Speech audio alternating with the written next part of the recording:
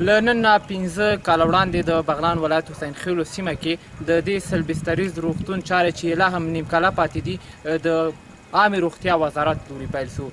215 میلیونه افغانۍ په دې روغتون باندې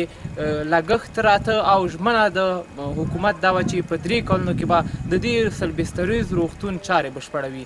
دغه روغتون په نړیوال ستاندارد باندې برابر او د ټول شمال او شمال ختیځو ولایتونو چې 9 ولایتونه کې د 9 ولایتونو لپاره جوړېده. څو واره د ګڼو ستونزو له امله د دې روغتون کار په ټپه باندې ودرېده او لا هم د دې روغتون کار په ټپه باندې ولاړ دی. د سیمې اوسېدونکي وایي که چیرې حکومت او عامې روغتیا وزارت د دې روغتون کار بیا زر تر زره پیل نه کړي، په پراخو لاریونونو به لاس پورې کړي او تر څنګ یې که بیا هم حکومت پوښتنه ونه کړه ولایت مقام او یو شمېر د نورو ادارو دروازې به هم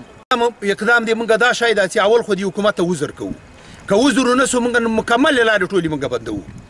مکمل لارې ټولې که لارې باندې نه کړي د ولایت مخې قومندانۍ مخه دا مکمله بندوو. غوښتنه کړې ده چې د دې قراردادي راوغوښتل شي او له ده نه پوښتنه وشي چې بودیجه تا ته درکړل شوې ده، سیمه کې تا ته مشکل نشته ده، ولس در سره همکار ده، نو علت یې څه ده چې دا کار ځنډ او خنډ سره روان ده او مواد هم د سیمې د خلکو نیوکه شته چې د دې روغتون د جوړېدو سره د بغلان د عامې روغتیا رئیس هم مخالفت کوي، خو عامې روغتیا ریاست وایي کار ښار جوړونې وزارت کوي او دوی پکې هیڅ کاره دي. کې دغه موهبي تخلص کې موهب نومیږي، دغه رئیس د صحت عامې څه ده، دغه هم په ښکاره هم پس پرده دا زښت ډېر لاس لري د دغه شفاخانې په نو جوړولو کې. هغه دا کوشش کوي هڅه کوي چې دلته د شفاخانه جوړه شفاخانه ولایتی را هیچ کسی ماچی که هیچ کسی حق نداره که را توقف بده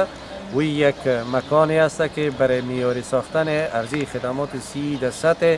ولایت د بغلان د ملي شورا غړي د دې روغتون په اړه اندېښمن دي چې ولې کار بند شوی او ورته کره معلومات د بندېدو په اړه نه ورکول کېږي، خو وایي چې نن یې د عامې روغتیا له وزیر سره خبرې کړي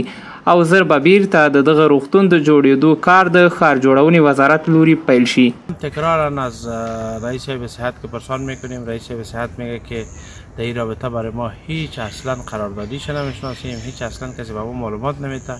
با ولایت هم که پرسان میکنیم ولایت هم میگن بیخبری خود نشان میده که